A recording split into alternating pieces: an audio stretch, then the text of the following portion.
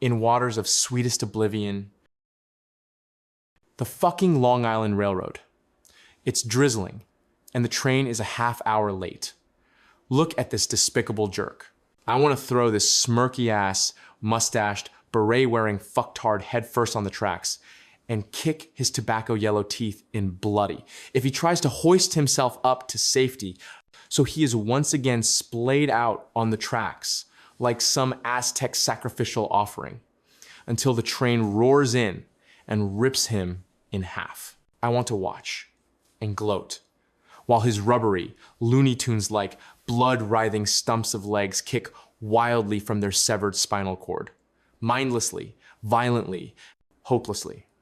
His petrified eyes imploring someone, anyone, me, God, his mommy, as they glaze over in the stupefied horror, betrayal, and absurdity of this eternal moment.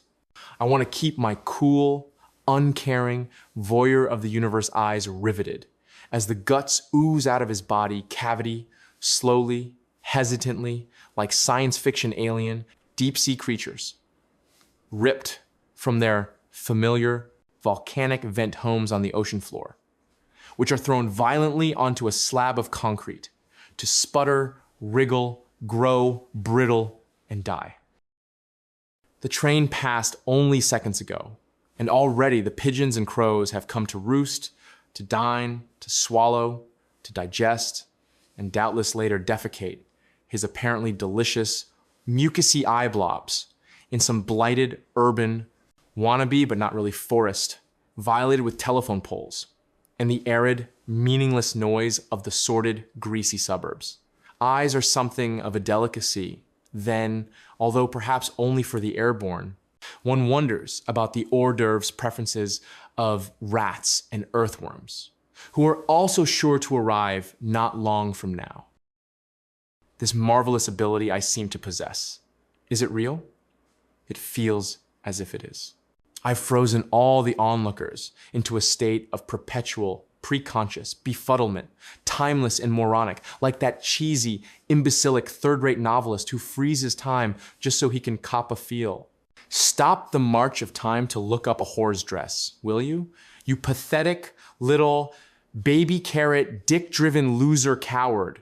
There is a universe of pain, violence, oozing decay, of garishly lit panoramas of creatures eating creatures, busy being eaten themselves, all under a blind and utterly apathetic, mediocre, middle-aged star, in some quadrant of a supremely humdrum galaxy, a star which will burn your eyeballs into charred, smoking stumps of barbecued silly putty if you look at it too long, and which lights up the nightmare of others and of your own ongoing daily decay when you have the misfortune to look anywhere else. So there they stand, the fools, the automatons, the mindless breeders, the stroller-pushing hags, with their pot-bellied hockey fan husbands, mannequins with backwards baseball caps, all with the vague intuitions that life is a ghoulish joke, hovering protectively and proudly over their little sheep blonde, Hitler Youth, crew cut, video gaming, zombie children vermin. I'm unsure of my powers.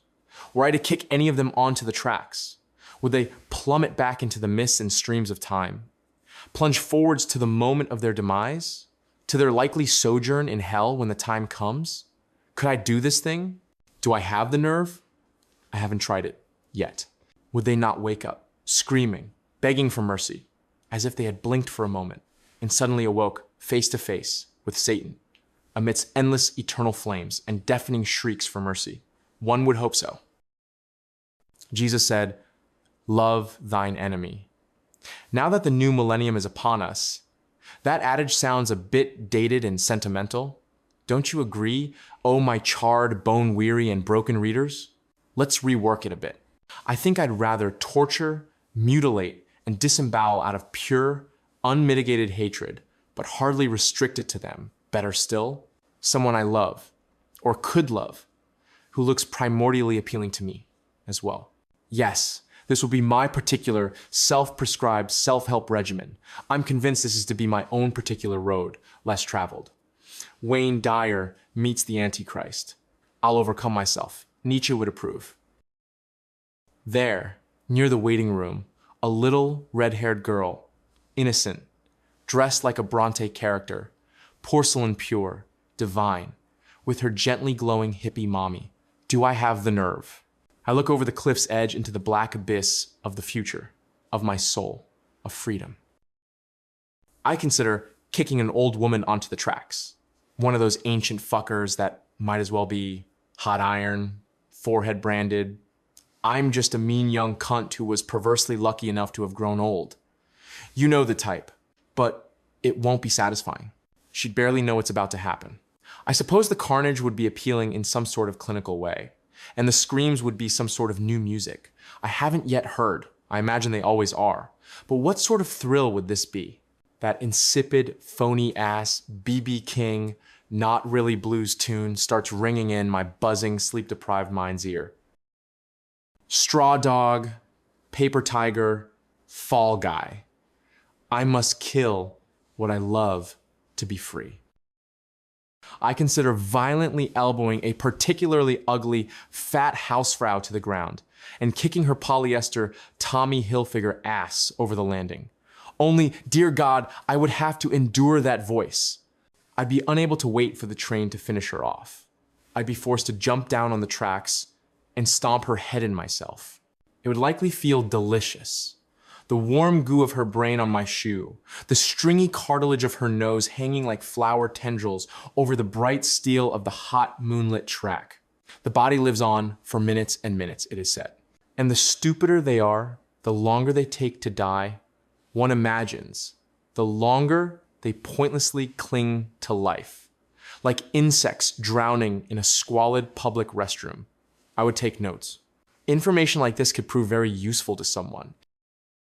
How about kicking that filthy, wannabe bodybuilder narcissist over the side? This Is Getting Old has become a bore. 97 channels with nothing on. There, the Spanish guy who thought he was so tough, who was trying to stare me down right before I froze everyone.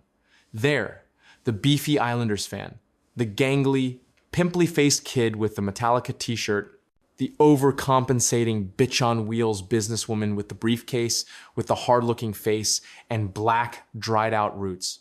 I am a tired immortal, doomed to an endlessly insipid, solitary board game. But now it's just the two of them I see. Frozen standing, the little porcelain red-haired angel, and her honey-sweet mom. Kill what you love, and you'll be free. Free, kill what you love. Would it count if I did it quickly and they didn't suffer? Could I still claim to be Zarathustra on the mountaintop? Or would I instead be a sniveling, spineless, laughably apologetic, assisted dying enabler? A sort of Florence Henderson meets Jack Kevorkian? They must suffer, and I must hear their screams reverberate up to heaven and back again and not answer them. There is no other way. Do it, and I will be free. Me, Icarus, though with melt-proof wings, singed and purified by fire, a blissfully disconnected, observing consciousness plugged into the spine-tingling beauty, color, and sound of the now clearly dreamed universe. No nooses around my neck, no Isadora scarves hanging, spoke ready, no albatrosses or weights of the world, no Achilles' heels, burned, hardened, alabaster, with eyes and ears drunk full of ecstatic, sensuous perfume and music. No heart. I approach the little girl. I kneel. I look into her tiny, wide eyes, naive, fearless, puppy pure, ready. Are these my tears, or is my flesh melting? If I killed all the others, but left these two, who would know? Who would be the wiser? A bloated hag witch, whom I had imagined eviscerating moments ago, now murmurs a laughably faint Christian prayer from just below me, hanging on to life by a cockroach-blind thread. My brain screams, "Shut up! Shut up! Shut up!" I jump over the landing, grab her by the throat, pick up her head, and stare soul deep into her eyes. Look at me, witch. Look at me and die. Carry my memory picture encoded in your idiot neurons right up to the throne of your despicable God. Convey to him my supreme contempt, my loathing for all he has created, this vile spinning orb of shit, this terrestrial hell of striving virus creatures, shredding each other to bits, hanging on just long enough to shoot their little salmongism into the ongoing flood of madness and slaughter. In my mind, I hoist myself back on the platform, to her, to them. Look at me, my daughter, my sister, my lover, my life. Tell me how to kill you, to shut down my own reflexes, to sever every last connection with the living and with hope. Teach me how to do it, as you taught me long ago, to need, to hunger, to languish, to be afraid, to be alone. Plate glass bubble encased and alone. Undo the spell, I beg you. You are a lie. There are worms from the future crawling out of the sides of your eyeballs, little angel girl. Your tongue is a hungry serpent, and your smile is Satan's sleight of hand. You transmigrate from youth to youth, damning and tempting me with your fishhook mouth and your false claims of love and eternity. This child is merely a wax puppet, a piece of cloth a demon wears and discards at the first signs of decay. And, oh, but how quickly they appear. In the first rosy blush of spring they lie, waiting, with their fatal gifts of madness and deceit. My face is hot, burning hot. My joints are rat-trap cold and taut. I cannot do it, any of it. I cannot. Instead, I retrieve the severed limbs and scattered organs one by one from below the detritus and blood seed of life. I pile them high around the two goddesses, whose gaze lacerates me, that gaze which terrifies me more than anything else, and from which I have always attempted to flee. And yet the stench is meat sweet and soothing. I toss a match into the pulpy, viscous eye jelly by my left foot. The flames engulf everything. The dead, the platform, my clothes, myself, everything but these two visions of unearthly beauty, these harpies in angel's garb. The very sight of them warms me, thrills me, delights me, and is, all the while, a poisonous harpoon in my guts. They rise like celestial Mona Lisas, while all around us all there is only searing, cooking flesh, the cries of the agitated, hungry, swarming birds who circle overhead, and the sounds of the beams beneath our feet, burning and breaking. This is all I can cough up? This will stand as my own personal chicken shit gutter demerung? It's not even an 8mm movie Fellini made and discarded with an embarrassed shudder as a 12-year-old. Who writes these words? He who falls endlessly through an infinite well of loss and dashed hopes as the faintly glowing skylight grows more and more hidden and distant. He who cannot live, could never live, and now cannot die.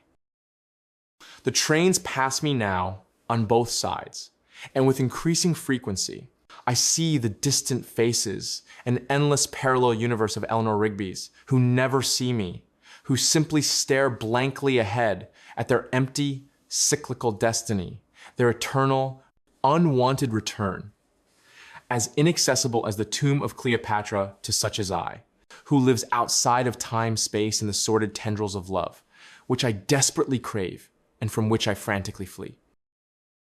I understand, Daddy. The horror at the end of the world, at the base of my spine, the horror you saw so clearly, but couldn't stare down, and from which you could not run. Come to me tonight, in dream, slit my throat from the inside out, catch my soul in a paper bag, and drag it down to hell, on a Greyhound bus, full of mental patients, reeking of piss, sweat, stale cigarettes, and mothballs. Scatter it underneath a black tar pit, where it can squirm, sightless, with itself cast off in rivers of sweet, forgetting,